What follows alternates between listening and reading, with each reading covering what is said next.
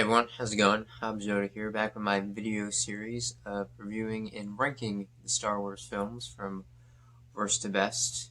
My last video, we ranked number 11, all the way at the bottom of the list, on The Phantom Menace, and gave my review of that. I'll put the link down to that video below if you want to know my thoughts on that film. But yes, we're going on to number 10 on the list now that I will review, and that is Episode 2, Attack of the Clones. Now, I know what a lot of y'all are thinking. A lot of y'all are probably thinking, damn, Hobbs, you're gonna place both The Phantom Menace and Attack of the Clones worse than The Last Jedi? Yep, I am. I know there's like a lot of Last Jedi haters out there who have like The Last Jedi at the very bottom of the list. But yeah, no, Attack of the Clones and Phantom Menace are still worse for me. Because one of the main problems with The Last Jedi, which we'll get into later in my review, is the subplot of it. It has a lot of plot holes, and the whole subplot going on is just really bad with Finn and Rose and the new Holdo character, and it's really bad and hard to get through a lot of the times. Unfortunately, though, for this film, Attack of the Clones, it's the entire main plot that is quite difficult to get through. So that's why, for me, it ranks right below The Last Jedi. Now, the main plot of this film that is pretty hard to get through is, of course, the most horribly written romantic dialogue of all time.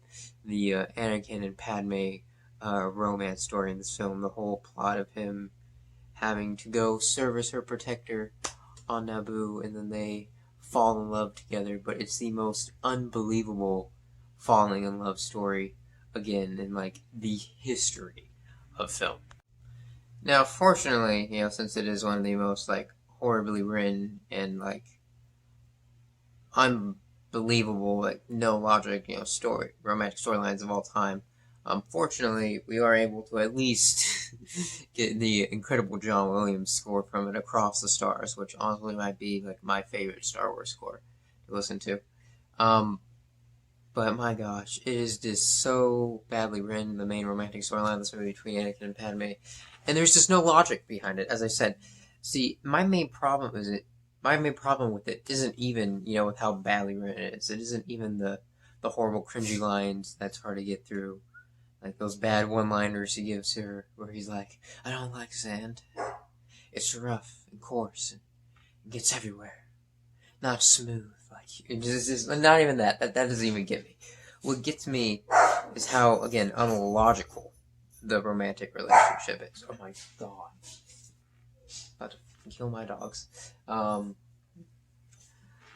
Because, like, in defense of the cringy lines in this movie, I mean, the actor Hayden Christensen, who plays Anakin himself, has even come out, and said that, he was purposely, being, cringy and, giving that cringy dialogue because, he is, still like a teenager, technically, a kid trying to impress this, like, older woman who's in, like, high position, who's like a freaking queen.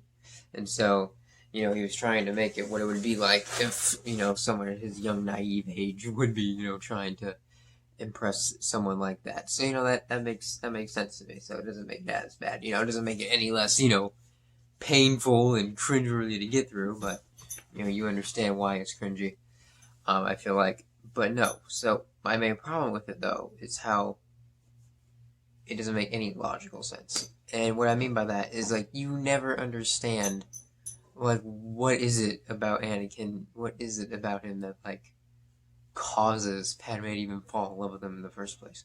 Like, I don't know, you get that he's, like, maybe it's because she sees that he's, naive and innocent and still in his youth, and maybe she's like, oh, he has mommy issues, too, perfect, I can bend this one exactly to my will. Like, I don't know. Because, there's scenes where, there's in the park, and he starts talking about fascist dictatorship, and she's just like, oh, fine with it, practically. Cool stuff. And then, of course, the scene after he, like, goes and his mother dies, which is a good scene, by the way, the speeder chase, and yes, your first time seeing him like start turning to the dark side. It's a great scene, when he goes kills the sand people, and you start seeing him turn with that anger towards the dark side after he sees his mother die. But that scene afterwards, where he comes back and he like confesses the whole thing to Padme. He's like, I killed them all, not just the men, but the women and children too. You're like, there are so many red flags here. You're like, why does she even fall in love with him? Like, you don't see it. I just don't see it. You're like, I don't understand why she would fall in love with this dude. It makes no logical sense. And then like the acting from her, I think, is almost probably worse than Hayden Christensen's acting, because she says like so many lines in this movie where you're like, no one talks like that. It doesn't make any sense. Just like out of nowhere when they're about to, be sent to their deaths, she's just like, I am unbelievably or so something like in love with you. It's just like it just sounds weird, whatever the way she says it, and it's just like nobody talks like that. It's like, what the hell? And you're like, again, like, where did this love come from? You're like, why are you in love with him?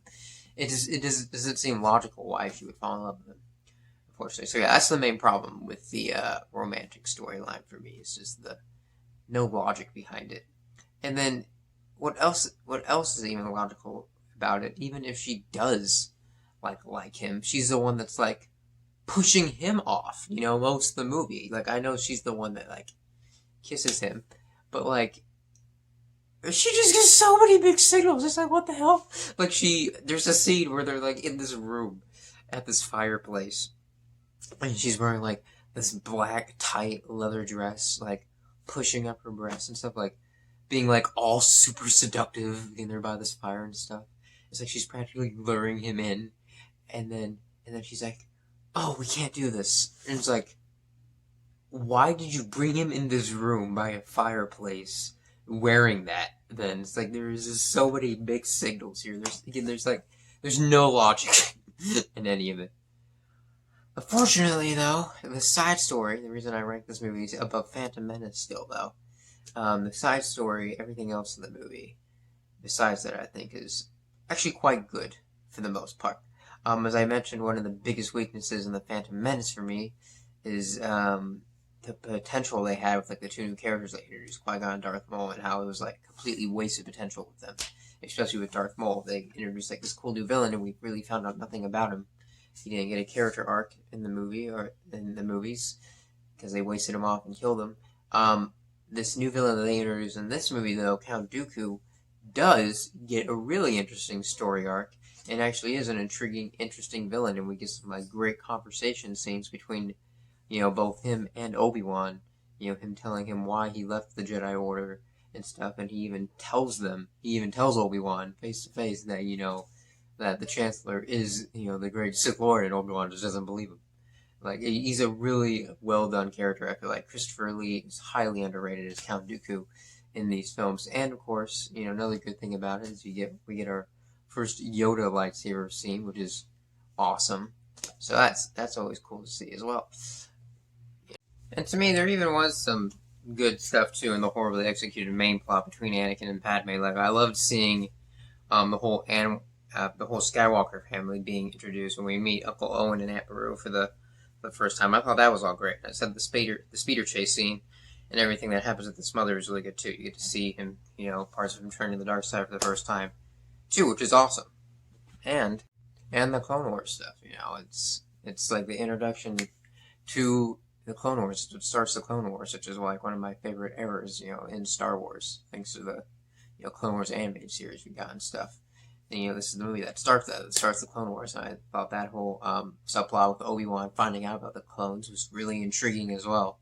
Him finding out about the clone army, and then how it's like so masterfully planned. You can see in this movie by the Emperor how they're like brought into a position where they're forced to use the clone army, even though, of course, we know what eventually happens with the clone army, but they get placed in a position, thanks to the Emperor, where they eventually do need to use them, even though, according to the Emperor's plan, they're going to betray them someday. So I thought the introduction of the clones was really done well in this film. Again, the lightsaber battles are great. Again, this film at least introduced a great new villain in Count Dooku.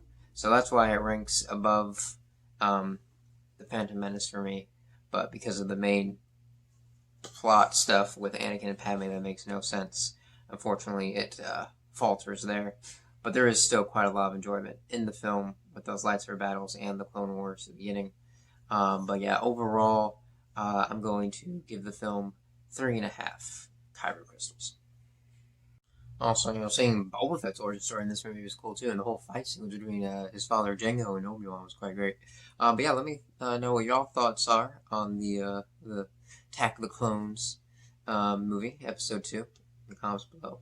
And I'll see y'all in my next video as I rank my number 9 spot on the list, which you can all probably guess what that's going to be. But yeah, I'll see y'all then for that next review. Peace.